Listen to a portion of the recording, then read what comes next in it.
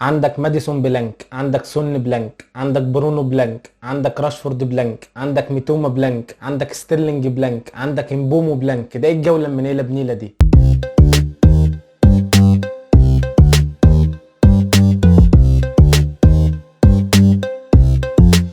السلام عليكم ورحمة الله وبركاته. ازيكم يا جماعة؟ اهلا بكم في حلقة جديدة ونصايح الجولة السادسة من فانتزي الدوري الانجليزي. قبل ما نتكلم في ماتشات الجولة السادسة، عايز اقول لك ان انا نزلت حلقة قبل الجولة الخامسة بتكلم فيها عن وايلد كارد للجولة الخامسة والسادسة والسابعة، بمعنى ان الحلقة دي مكملة معاك لحد الجولة السابعة، تقدر تستفيد منها. الحلقة هتلاقيها على القناة بعنوان نصايح الجولة الخامسة والوايلد كارد، وهسيب لك برضو اللينك بتاعها في الديسكريبشن بتاع الحلقة دي. ويلا بينا ندخل في نصايح الجولة السادسة. وقبل ما اتكلم في تفاصيل الماتشات، انا عايز اتكلم في نقطتين مهمين. النقطة الأولى هي بيع جاكسون.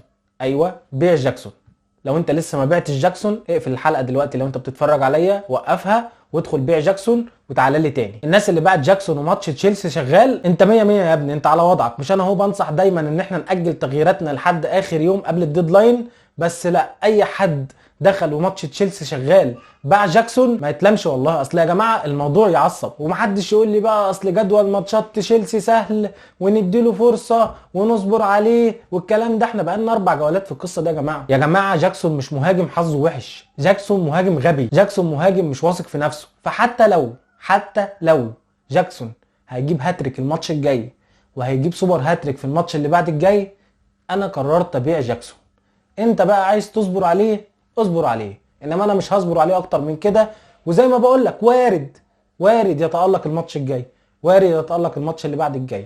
بس انت بقى، انت وحظك، انت قادر تصبر على الفقع ده، اصبر على الفقع ده. بس انا لو هنصح نصيحة فتوكل على الله وبيع نيكولاس جاكسون. النقطة التانية، لازم نخلي بالنا ان في ماتشات لدوري ابطال اوروبا في وسط الاسبوع. يعني يوم الثلاث ويوم الاربع هيكون في ماتشات لدوري ابطال اوروبا، ويوم الخميس هيكون في ماتشات للدوري الاوروبي. طبعا هنتكلم بالتفاصيل في الموضوع ده لما نخش في ماتشات الجولة السادسة، بس لازم تحط في دماغك ان في ماتشات لدوري ابطال اوروبا والدوري الاوروبي في وسط الاسبوع. فمعنى الكلام ده ايه؟ معنى الكلام ده ان احنا هنكون حذرين، معنى الكلام ده ان احنا هنتابع ماتشات الانديه الانجليزيه في دوري ابطال اوروبا وفي الدوري الاوروبي عشان نشوف ايه الجديد. معنى الكلام ده ان احنا هنكون عندنا حسابات خاصه وفقا للظروف الجديده بوجود الماتشات لدوري ابطال اوروبا والدوري الاوروبي في وسط الاسبوع. تعالوا بقى ندخل على ماتشات الجوله السادسه ونمسكهم ماتش ماتش كده. واول ماتش في الجوله السادسه هيكون ما بين كريستال بالاس وفولهام. نادي كريستال بالاس ونادي فولهام، اذا كانوا الناديين متشابهين في حاجه فهم الاثنين متشابهين ان الناديين عندهم عقم هجومي، بمعنى ان الماتش بينهم اعتقد ماتش 0-0، ماتش الواحد 0 بالكتير لكريستال بالاس. فانت لو عندك اي حد من دفاع نادي كريستال بالاس في الماتش ده ابدا بيه، مفيش اي مشكله. اعتقد ان نادي كريستال بالاس قادر ان هو يحقق كلين شيت في الماتش ده. ادوارد اتكلمنا عليه في حلقه الوايلد كارد اللي فات، وقلنا ان هو اكتر عنصر منور دلوقتي في كريستال بالاس ونركز عليه ونشتريه.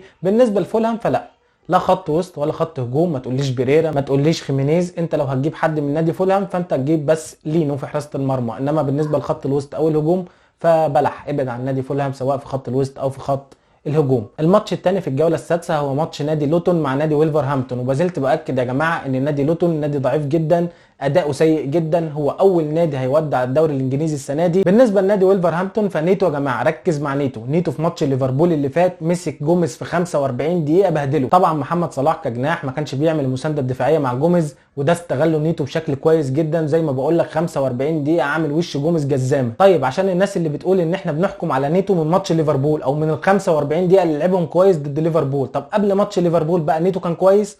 نيتو كان كويس. نيتو كان هو اهم عنصر في نادي ويلفرهامبتون السنه دي. نيتو هو اكتر لاعب عامل اسيستات في الدوري الانجليزي لحد دلوقتي مع محمد صلاح ب4 اسيستات. مشكله نيتو الوحيده هو جدول ويلفرهامبتون. عندهم الماتش اللي جاي لوتون وده ماتش كويس جدا، بس بعد كده عندهم مانشستر سيتي وده ماتش صعب جدا، ثم استون فيلا، ثم بورنموث. فالجدول مش احسن حاجه ومش اوحش حاجه، فانت ممكن تجيبه وهو ونصيبه بقى، يتالق في ماتش لوتون، يتالق في ماتش بورنموث، انطلاقه كده في ماتش مانشستر سيتي يعمل منها اسيست ولا جول، وانت ونصيبك بقى. فخلي بيدرو نيتو تحت الميكروسكوب بالنسبه لك، لاعب نسبه ملكيته لا تتعدى ال 1%، فهيبقى خيار ديفرنشال الديفرنشال. ثالث ماتش في الجوله السادسه هيكون ما بين مانشستر سيتي ونادي نوتنجهام فورست في ملعب الاتحاد. بص يا معلم، بما ان ماتشات دوري ابطال اوروبا بدات، فانت لازم تتجنب الخزوقه من الروتيشن بتاع مانشستر سيتي وبيب جوارديولا. فانت هتعمل ايه؟ هتتابع ماتش مانشستر سيتي في دوري ابطال اوروبا. اول حاجه، لو لقيت لاعب اساسي ما بيلعبش في ماتش دوري ابطال اوروبا، اعرف على طول انه بنسبة كبيرة هيبدأ الماتش اللي بعده على طول في الدوري الانجليزي. ادي نقطة.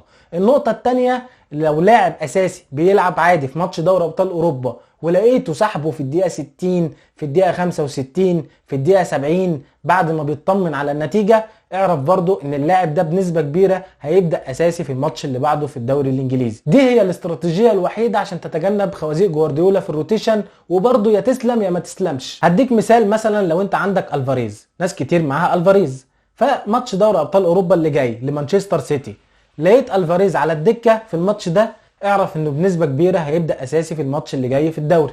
طيب لقيت الفاريز بيلعب اساسي وخرجه في الدقيقه 60 مثلا بعد ما اطمن على النتيجه، اعرف برضو ان الفاريز بنسبه كبيره هيلعب اساسي في ماتش الدوري اللي جاي. لعب بقى ال 90 دقيقه والماتش عقرب والتحامات وانذارات ومش عارف ايه، لا انت كده ممكن تبدا تقلق ان الفاريز ما يبداش اساسي في الماتش بتاع الدوري. الماتش الرابع في الجوله السادسه هو ماتش برينتفورد وايفرتون. لو لسه عندك حد من دفاع ايفرتون او بيكفورد الحق بيعهم. ادي واحد. بالنسبه لبرينتفورد فمبومو ما تبيعوش دلوقتي، اصبر على مبومو، واعتقد ان مبومو ده هيكمل في التشكيلات لحد نهايه الدوري الانجليزي، هو اهم عنصر في نادي برينتفورد، فيستاهل منك. هو طبعا خرج بلانك في الجوله اللي فاتت، بس يستاهل منك اللي انت تصبر عليه ولاعبه اساسي في الماتش اللي جاي ضد ايفرتون. بالنسبه لريكو هنري، فريكو هنري خرج مصاب في ماتش نيوكاسل، حقق نقطه وحيده زي ناس كتير في الجوله اللي فاتت، وانا بصور الحلقه دي يوم الاثنين لحد دلوقتي ما خرجتش حاجه رسميه من نادي برينتفورد، بس الوقعه بتقول ان هو صليبي يعني، فوقعه ريكو هنري لا بتدل ان هي اصابه طويله وغالبا هيكون صليبي يعني، فانت اصبر لحد ما نتاكد ان هي اصابه طويله، ولو ان الموضوع مش محتاج تاكيد. وبدايل ريكو هنري كتير يا جماعه، عندك اندرسون من كريستال بالاس، عندك ميتشل من كريستال بالاس، عندك بوتمان من نيوكاسل ب4.5، عندك فابيان شار ب5، فبدايل ريكو هنري كتير جدا، بس انا بفضل الاربع خيارات دول، خيارين من نادي كريستال بالاس اللي هم ميتشل واندرسون، وخيارين من نادي نيوكاسل اللي هم فابيان شار وبوتمان. الماتش الخامس في الجوله السادسه هو ماتش بيرلي ومانشستر يونايتد. تم الاعلان رسميا عن اصابه وان بيساكا لمده شهرين، فلو لسه عندك الحق بيعه. البدايل عندك دالوت من نفس الفريق، وعندك ديفرنشال كويس جدا وهو ريجليون، شفناه طبعا في ماتش برايتون في الشوط الثاني، ادى اداء كويس جدا واعتقد انه هيكون اساسي في الماتشات اللي جايه، فده خيار برضو ديفرنشال شويه لو انت عايز بديل لوان بيساكا من نفس الفريق. راشفورد شفناه في ماتش برايتون، اعتقد انه كان احسن لاعب في مانشستر يونايتد في ماتش برايتون. راشفورد سدد 9 تسديدات على مرمى برايتون، صنع هدف لهويلاند واتلغى، فلو عندك ماركوس راشفورد انا شايف ان انت تصبر عليه. الطريقه الجديده اللي بيلعب بيها تين هاج دي بتخلي راشفورد يجي من على الطرف ويدخل منطقه الجزاء، بيسدد كتير لانها بتبقى على عدلته، وسدد تسديدات كتير قوي في ماتش برايتون، يعني في 3 4 تسديدات كانوا خلاص رايحين على الجول، بس دايما المدافع بيرمي نفسه او بيرمي جسمه فبتيجي في جسم المدافع. ولكن بشكل عام انا شايف ان راشفورد كان افضل لاعب في مانشستر يونايتد في ماتش برايتون رغم الخساره، وشايف ان انت تصبر عليه لو لسه عندك، وكمان خيار كابتنه في ماتش بيرلي اللي جاي. نيجي بقى لمعجنه الاسبوع السادس وسادس ماتش في الجوله ما بين نادي ارسنال ونادي توتنهام، الاثنين قد بعض في النقط 13 نقطه،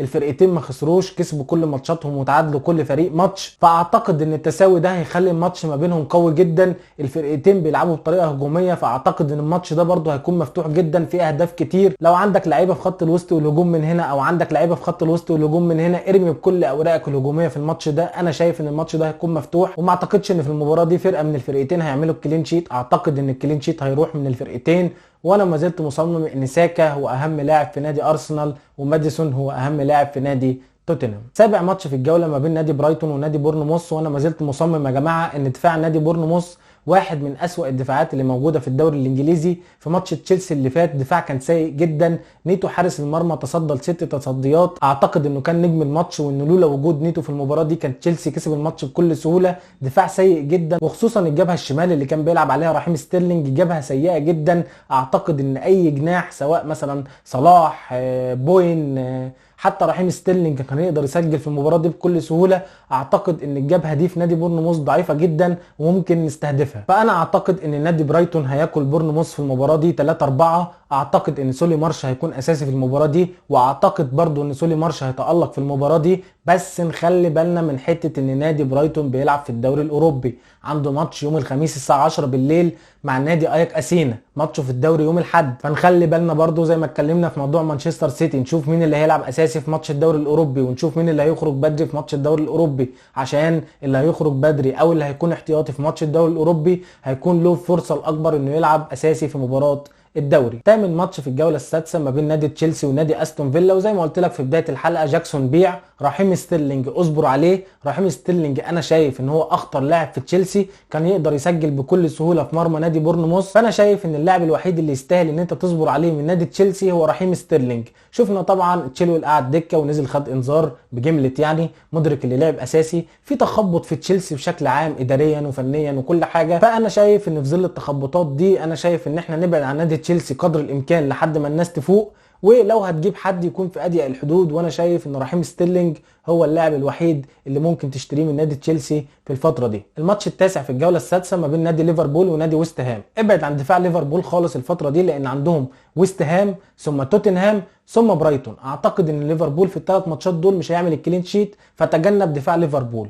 اهم خيارين في نادي ليفربول بالنسبه لي اعتقد ان هم صلاح ونونيز. نونيز ما بدأش الماتش اللي فات عشان زي ما قلنا برضو في حلقة الوايلد كارد ان الراجل جاي من التوقف الدولي من امريكا الجنوبية، عشان كده ما بدأش اساسي، ولما نزل من على الدكة شكل خطورة واداء ليفربول اتغير كليا هو ودياز. فانا اعتقد ان دياز ونونيز الاثنين هيكونوا اساسيين قدام ويست هام في الماتش اللي جاي. دي النقطة الاولى. النقطة الثانية بقى بالنسبة لنادي ويست هام في الناحية الثانية، نادي ويست هام من الانديه اللي بتلعب على التحولات بشكل كويس جدا. نادي ليفربول طبعا بيلعب في انفيلد هيستحوذ، وانا شايف ان نادي ويست هام هيستغل الاندفاع الهجومي بتاع نادي ليفربول ويلعب على التحولات بشكل كويس جدا. فاعتقد في ظل تذبذب مستوى اداء مدافعي ليفربول جاريد بوين، اعتقد انه هيعمل حاجه في الماتش ده، اعتقد انه هيسجل في المباراه دي. اخر ماتش في الجوله ما بين نادي نيوكاسل ونادي شيفيلد يونايتد، وزي ما قلت لك في حلقه الوايلد كارد اللي فاتت استهدف مدافعين من نادي نيوكاسل، وقلت لك كمان عادي جدا ان انت تجيب بوب ومدافع من نيوكاسل سواء شار او بوتمان او تريبيه، لان زي ما قلت لك قبل كده ان ماتشات نادي نيوكاسل اللي جايه كويسه، ونادي نيوكاسل من الانديه اللي بتعرف تدافع كويس ما بيدخلش فيها جوان بسهوله. اما هجوميا فلا، انا لسه برضو محتاج ان انا اشوف شكل الفريق في دوري ابطال اوروبا هيلعب بمين عشان ابدا احكم واقرر ممكن اجيب حد من هجوم نادي نيوكاسل ولا لا. شفنا كلنا الجوله اللي فاتت بدا بويلسون وسجل، فمش عارفين هيلعب ماتش دوري ابطال اوروبا بايزاك ولا ويلسون، بس بناء على اللي احنا شفناه هيبدا بايزاك، فيبقى ويلسون للدوري وايزاك لدوري ابطال اوروبا. هنشوف ممكن يلعب بالاثنين، فلسه هنشوف نيوكاسل في دوري ابطال اوروبا شكله هجوميا عامل ازاي، وبناء عليه هنحدد احنا هنجيب حد من هجوم نيوكاسل ولا لا. طيب نكابتن مين في الجوله دي؟ فانا بصراحه شايف ان هم خيارين ما لهمش ثالث، هالاند في ملعب الاتحاد ضد نوتنجهام فورست، والخيار الثاني هو راشفورد ضد بيرلي. حاجه اخيره عايز اقولها يا جماعه بخصوص اللي حصل في الجوله الخامسه، طبعا شفنا مدربين كتير جابوا نقط قليله، ناس كتير عملت الوايلد كارد واتخزوقت في اللعيبه بتاعتها، فبدا يتقال كتير وشفت كومنتات كتير ان اللعبه بتعتمد على الحظ بنسبه 100%، وان الناس اللي بتعمل محتوى فانتزي لا يفقهوا شيء وبيلبسونا في الحيط. فانا بصراحه ضد الكلام ده خالص. انا كل الحكايه ان انا بطلع اقول لك حاجه انا شايفها، بمعنى انا مثلا طلعت وقلت لك ان الفريق ده دفاعه سيء مثلا من ناحيه الشمال، بيستقبل فرص كتير وهجمات كتير من ناحيه الشمال، فانت تستهدف الجناح اليمين بتاع الفرقه اللي هتلعبه. طيب هل بقى مضمون ان الجناح اليمين بتاع الفرقه اللي هتلعبه ده يسجل؟ دي حاجه بقى بتاعت ربنا، انا مش مغسل وضامن جنه. بمعنى ان مش شرط ان الجناح ده هو اللي يسجل الهدف او يعمل اسيست، ممكن الهدف يجي من الناحيه التانيه خالص، ممكن ما يجيش اهداف اصلا. فانا بديك معطيات، مش شرط ان المعطيات دي تديك النتائج اللي انت عايزها، لان في النهايه احنا بنلعب وبنتوقع، ده مش علم، يعني ده مثلا مش علم رياضه المقدمات تؤدي النتائج بناء على نظريات مثبته، لا دي لعبه احنا بنتوقع، ممكن نصيب وممكن نبقى على خطأ. انا معاك ان اللعبه في جزء كبير منها بيعتمد على الحظ في بعض الاحيان، بس مش كلها بتعتمد على الحظ، طبعا في نسبه حظ، وبالمناسبه هو ده اللي محل اللعبه، هو ده اللي مدي للعبه طعم. فما تاخدش الموضوع على صدرك وما تزعلش، في النهايه احنا بنلعب وبنتبسط، فمش مستاهله والله يا صديقي ان انت تاخد الموضوع على صدرك وتتضايق، لان زي ما قلت لك في النهايه احنا بنلعب وبس. كده انا كده خلصت كل اللي عندي في حلقه النهارده، يا رب اكون قدرت افيدكم على قد ما اقدر. ما تنسوش تعملوا اشتراك في القناه وتفعلوا زرار الجرس على الكل عشان يوصلكم حلقاتنا الجديده اول باول، ونشوفكم الحلقه الجايه ان شاء الله، والسلام عليكم ورحمه الله وبركاته.